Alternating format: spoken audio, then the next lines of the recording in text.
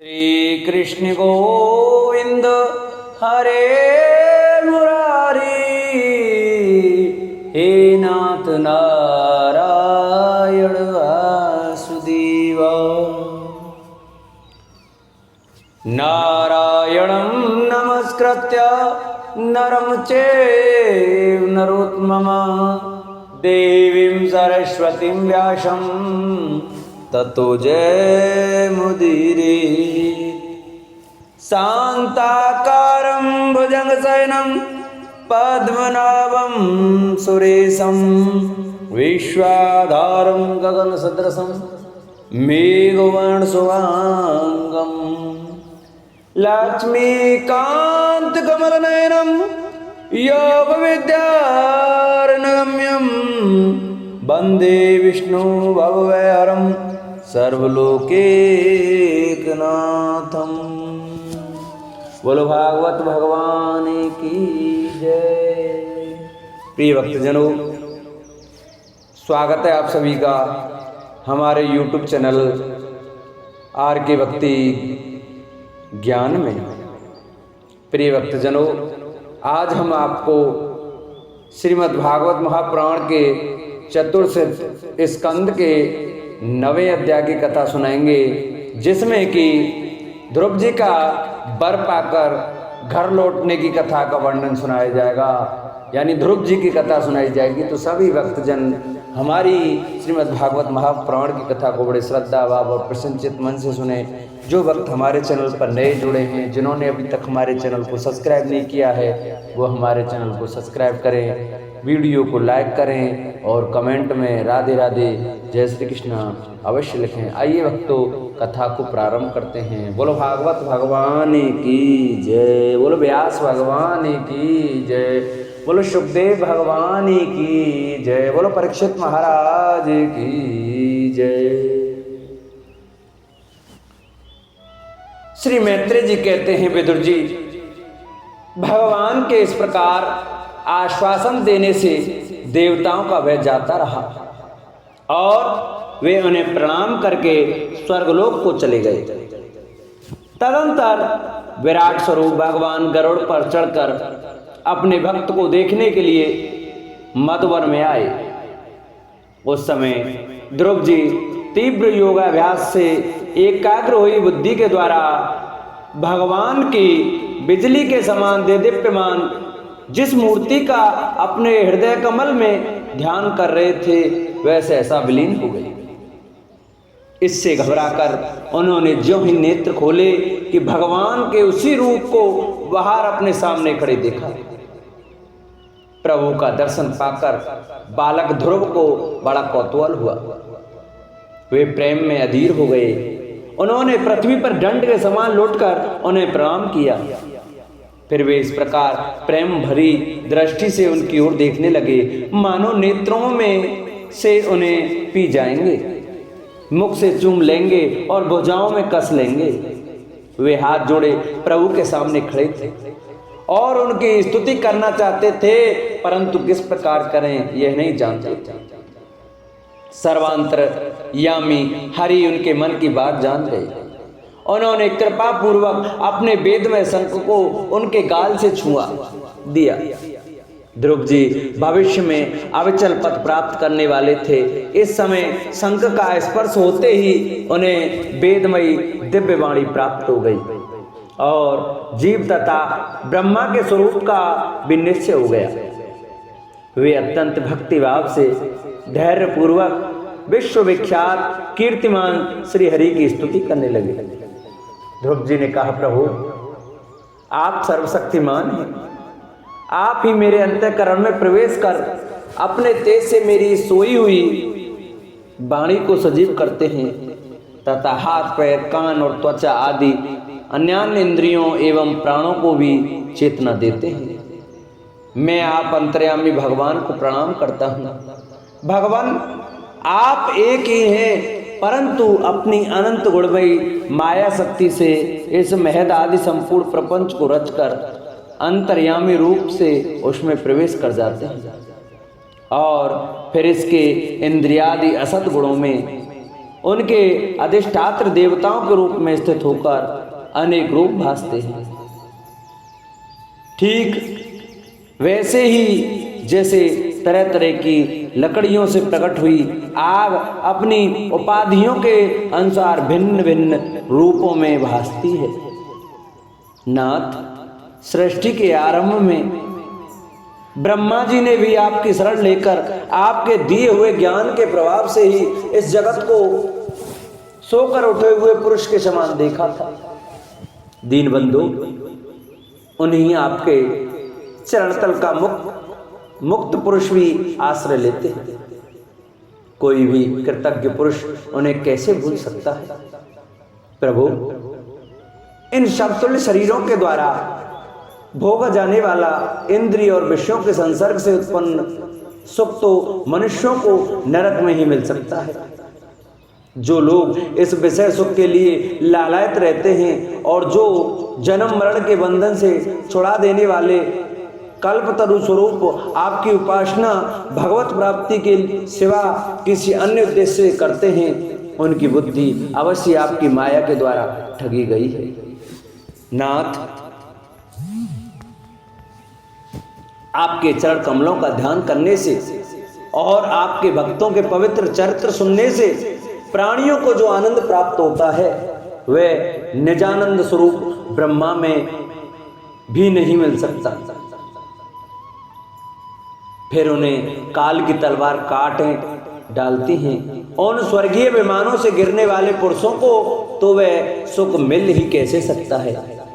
अनंत परमात्मन, मुझे तो आप उन विशुद्ध हृदय महात्मा भक्तों का संग दीजिए जिनका आप में अविच्छिन्न भक्तिभाव है। उनके संग में मैं आपके गुणों और लीलाओं की कथा सुधा को पीकर उन्मत्त हो जाऊं और सहजी इस प्रकार अनेक प्रकार के दुखों से पूर्ण भयंकर संसार सागर के उस पार पहुंच जाऊं। कमलनाभ प्रभु, जिनका चित्त आपके चरण कमल की सुगंध में लुभाया हुआ है, उन महान भावों का जो लोग संग करते हैं वे अपने इस अत्यंत प्रिय शरीर और इसके संबंधी पुत्र मित्र गृह और स्त्री आदि की सुगंध भी नहीं करते। अनंत परमात्मन, मुझे तो आप उन विशुद्ध हृदय महात्मा भक्तों का संग दीजिए जिनका आप में अविच्छिन्न भक्ति भाव है। उनके संग में मैं आपके गुणों लीलाओं की कथा सुधा को पीकर उन्मत्त हो जाऊंगा और सहज ही इस अनेक प्रकार के दुखों से पूर्ण भयंकर संसार सागर के उस पार पहुंच जाऊंगा। कमलनाभ प्रभु, जिनका चित्त आपके चरण कमल की सुगंध में लुभाया हुआ है, उन महान भावों का जो लोग संग करते हैं वे अपने इस अत्यंत प्रिय शरीर और इसके संबंधी पुत्र मित्र गृह और स्त्री आदि की सुध भी नहीं करते।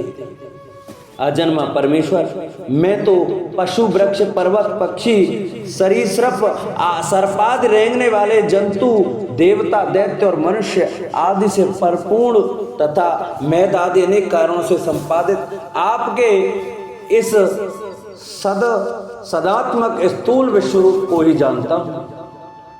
इससे परे जो आपका परम स्वरूप है जिसमें वाणी की गति नहीं है उसका मुझे पता नहीं है। भगवान, कल्प का अंत होने पर योग निद्रा में स्थित जो परम पुरुष इस संपूर्ण विश्व को अपने उदर में लीन करके शेष जी के साथ उन्हीं की गोद में शयन करते हैं तथा जिनके नाभि समुद्र से प्रकट हुए सर्वलोक में स्वर्ण वर्ण कमल से परम तेजों में ब्रह्मा जी उत्पन्न हुए हैं, वे भगवान आप ही हैं। मैं आपको प्रणाम करता हूँ। प्रभु, आप अपनी अखंड चिन्मय दृष्टि से बुद्धि की सभी अवस्थाओं के साक्षी हैं तथा नित्य मुक्त शुद्ध सत्व में सर्वज्ञ परमात्मा स्वरूप निर्विकार आदि पुरुष षडेश्वर्य संपन्न एवं तीनों गुणों के अधीश्वर हैं। आप जीव से सर्वथा भिन्न हैं तथा संसार की स्थिति के लिए यज्ञाधिष्ठाता विष्णु रूप से विराजमान है। आपसे ही विद्या अविद्या आदि विरुद्ध गतियों वाली अनेकों शक्तियां धारावाहिक रूप से निरंतर प्रकट होती रहती हैं। आप जगत के कारण अखंड अनादि अनंत आनंद में निर्विकार ब्रह्म स्वरूप हैं। मैं आपकी शरण हूँ भगवान। आप परमानंद मूर्ति हैं। जो लोग ऐसा समझकर निष्काम भाव से आपका निरंतर भजन करते हैं उनके लिए राज्यादि भोगों की अपेक्षा आपके शरण कमलों की प्राप्ति भी भजन का सच्चा फल है। स्वामी, यद्यपि बात ऐसी ही है तो भी गौ जैसे अपने तुरंत के जन्मे हुए बछड़े को दूध पिलाती है और व्याघ्रादि से बचाती रहती है, उसी प्रकार आप भी भक्तों पर कृपा करने के लिए निरंतर विकल रहने के कारण हम जैसे सकाम जीवों की भी कामना पूर्ण करके उनकी संसार वह से रक्षा करते हैं। मैत्रेय जी कहते हैं, विदुर जी, जब शुभ संकल्प वाले मतिमान ध्रुव जी ने इस प्रकार स्तुति की तब भक्तवत्सल भगवान उनकी प्रशंसा करते हुए कहने लगे। श्री भगवान ने कहा, उत्तम व्रत का पालन करने वाले राजकुमार, मैं तेरे हृदय का संकल्प जानता हूं। यद्यपि उस पद का प्राप्त होना बहुत कठिन है तो भी मैं तुझे वह देता हूं। तेरा कल्याण हो भद्र। जिस तेजों में अविनाशी लोक को आज तक किसी ने प्राप्त नहीं किया, जिसके चारों ओर ग्रह नक्षत्र और तारागण रूप ज्योतिष चक्र उसी प्रकार चक्र काटता रहता है जिस प्रकार मेढ़ी के चारों ओर दावरी के बैल घूमते रहते हैं। अवान्तर कल्प पर्यंत रहने वाले अन्य लोगों का नाश हो जाने पर भी जो स्थिर रहता है तथा तारागढ़ के सहित धर्म अग्नि कश्यप और शुक्र आदि नक्षत्र एवं सप्तऋषिगण जिसकी प्रदक्षिणा किया करते हैं वह ध्रुवलोक में तुझे देता हूँ। यहाँ भी जब तेरे पिता तुझे राज सिंहासन देकर वन को चले जाएंगे तब तू 36,000 वर्ष तक धर्म पूर्वक पृथ्वी का पालन करेगा। तेरी इंद्रियों की शक्ति ज्यों की त्यों बनी रहेगी। आगे चलकर किसी समय तेरा भाई उत्तम शिकार खेलता हुआ मारा जाएगा, तब उसकी माता सुरुचि पुत्र प्रेम में पागल होकर उसे वन में खोजती हुई दावानल में प्रवेश कर जाएगी। यज्ञ मेरी प्रिय मूर्ति है, तू अनेकों बड़ी बड़ी दक्षिणाओं वाले यज्ञों के द्वारा मेरा यजन करेगा तथा यहाँ उत्तम उत्तम भोग भोग कर अंत में मेरा ही स्मरण करेगा। इससे तू अंत में संपूर्ण लोगों के बंदनी और सप्तऋषियों से भी ऊपर मेरे निज धाम को जाएगा, जहाँ पहुँच जाने पर फिर संसार में लौटकर नहीं आना होता है। श्री मैत्रेय जी कहते हैं, बालक ध्रुव से इस प्रकार पूजित हो और उसे अपना पद प्रदान कर भगवान से गरुड़ ध्वज उसके देखते देखते अपने लोक को चले गए। प्रभु के चरण सेवा से संकल्पित वस्तु प्राप्त हो जाने के कारण यद्यपि ध्रुव जी का संकल्प तो निवृत्त हो गया किंतु उनका चित्त विशेष प्रसन्न नहीं हुआ। फिर भी वे अपने नगर को लौट गए। विदुर जी ने पूछा, ब्राह्मण, मायापति हरि का परम पद तो अत्यंत दुर्लभ है और मिलता भी उनके चरण कमलों की उपासना से ही है। ध्रुव जी भी सरासार का पूर्ण विवेक रखते थे, फिर एक ही जन्म में उस परम पद को पा लेने पर भी उन्होंने अपने को अकृतार्थ क्यों समझा। श्री मैत्रेय जी ने कहा, ध्रुव जी का हृदय अपनी सौतेली माता के वाक बाणों से बिंद गया था तथा वर मांगने के समय भी उन्हें उसका स्मरण बना हुआ था। इसी से उन्होंने मुक्तिदाता श्री हरि से मुक्ति नहीं मांगी। अब जब भगवत दर्शन से वह मनोमालिन्य दूर हो गया तो उन्हें अपनी इस भूल के लिए पश्चाताप हुआ।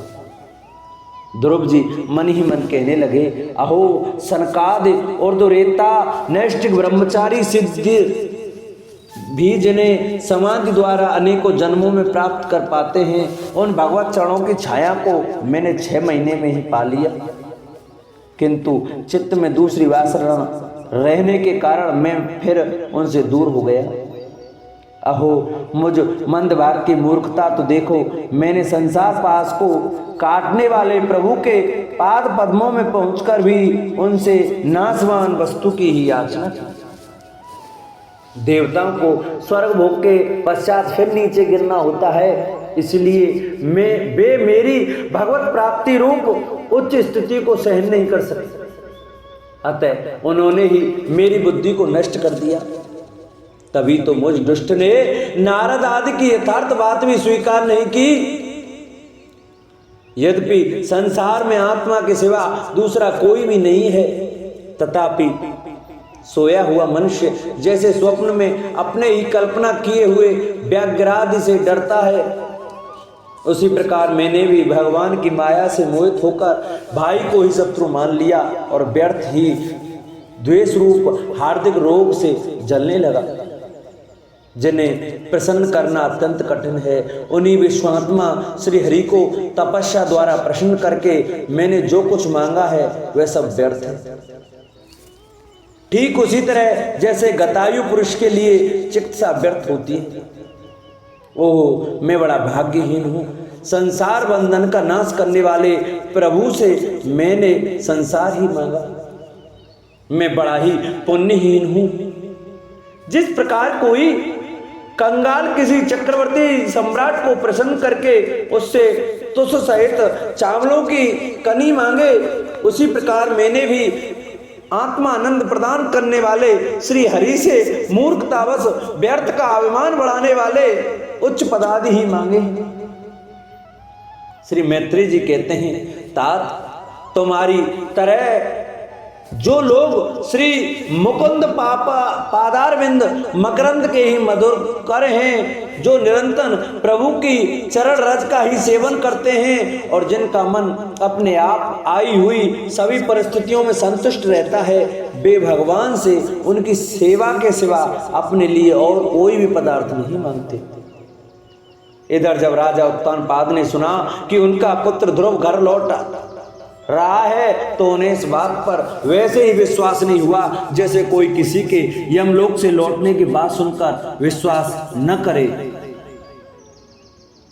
उन्होंने यह सोचा कि मुझ अभागे का ऐसा भाग्य कहां, परंतु फिर उन्हें देवर्षि नारद की बात याद आ गई।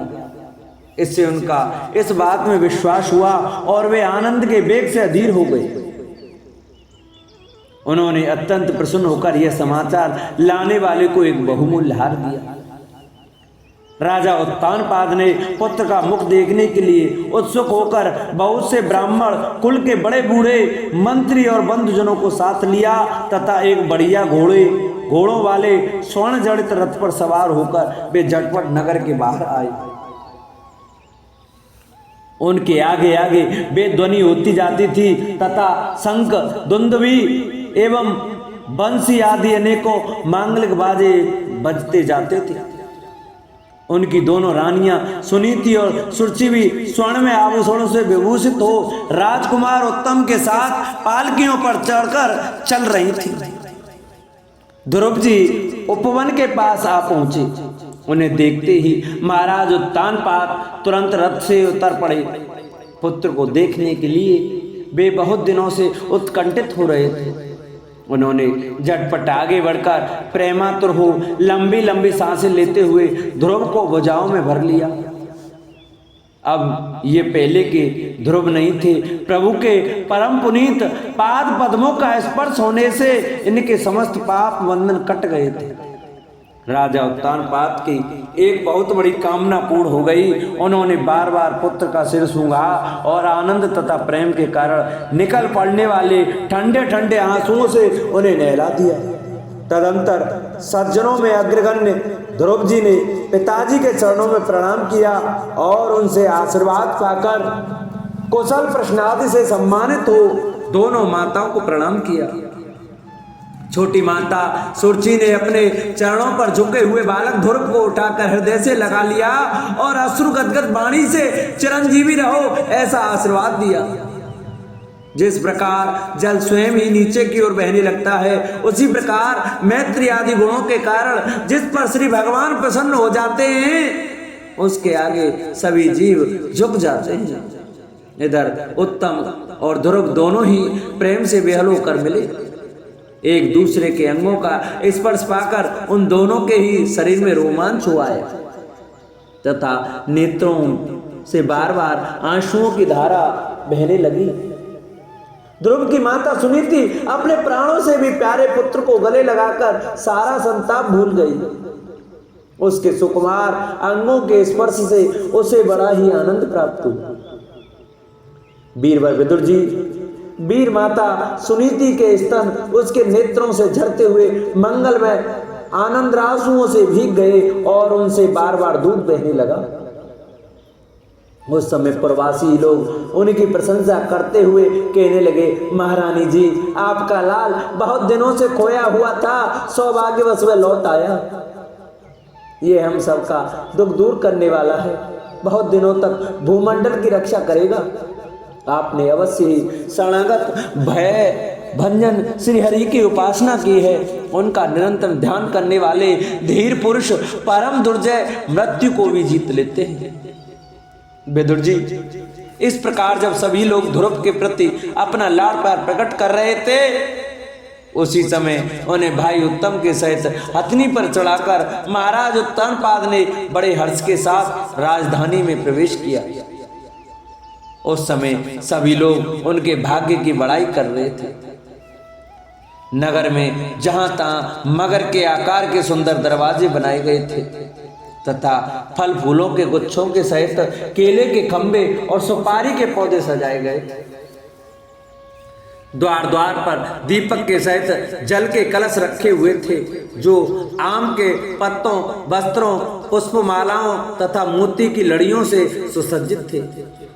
जिन अनेकों परकोटों, फाटकों और महलों से नगरी सुशोभित थी, उन सबको स्वर्ण की सामग्रियों से सजाया गया था तथा उनके कंगूरे विमानों के शिखरों के समान चमक रहे थे। नगर के चौक, गलियों, अटारियों और सड़कों को झाड़ बुहार कर उन पर चंदन का छिड़काव किया गया था और जहां तक खील, चावल, पुष्प, फल, जौ एवं अन्य मांगलिक उपहार सामग्रियां सजी रखी थी। ध्रुव जी राजमार्ग से जा रहे थे। उस समय जहां तक नगर की शीलवती सुंदरियां उन्हें देखने को एकत्रित हो रही थी, उन्होंने वात्सल्य भाव से अनेकों शुभाशीर्वाद देते हुए उन पर सफेद सरसों, अक्षत, दही, जल, दूर्वा, पुष्प और फलों की वर्षा की। इस प्रकार उनके मनोहर गीत सुनते हुए ध्रुव जी ने अपने पिता के महल में प्रवेश किया। वह श्रेष्ठ भवन महामूल्य मणियों की लड़ियों से सुसज्जित था। उसमें अपने पिता के लाड़ प्यार का सुख भोगते हुए वे उसी प्रकार आनंद पूर्वक रहने लगे जैसे स्वर्ग में देवता लोग रहते हैं। वहां दूध के फेन के समान सफेद और कोमल सैयाएं, हाथी दांत के पलंग, सुनहरी कामदार पर्दे, बहुमूल्य आसन और बहुत सा सोने का सामान था। उसकी स्फटिक और महामकरत मणि पन्ने की दीवारों में रत्नों की बनी हुई स्त्री मूर्तियां पर रखे हुए मणिमय दीपक जगमगा रहे थे। उस महल के चारों ओर अनेक जात के दिव्य वृक्षों से सुशोभित उद्यान थे, जिनमें नर और मादा पक्षियों का कलरव तथा मत वाले भौरों का गुंजार होता रहता था।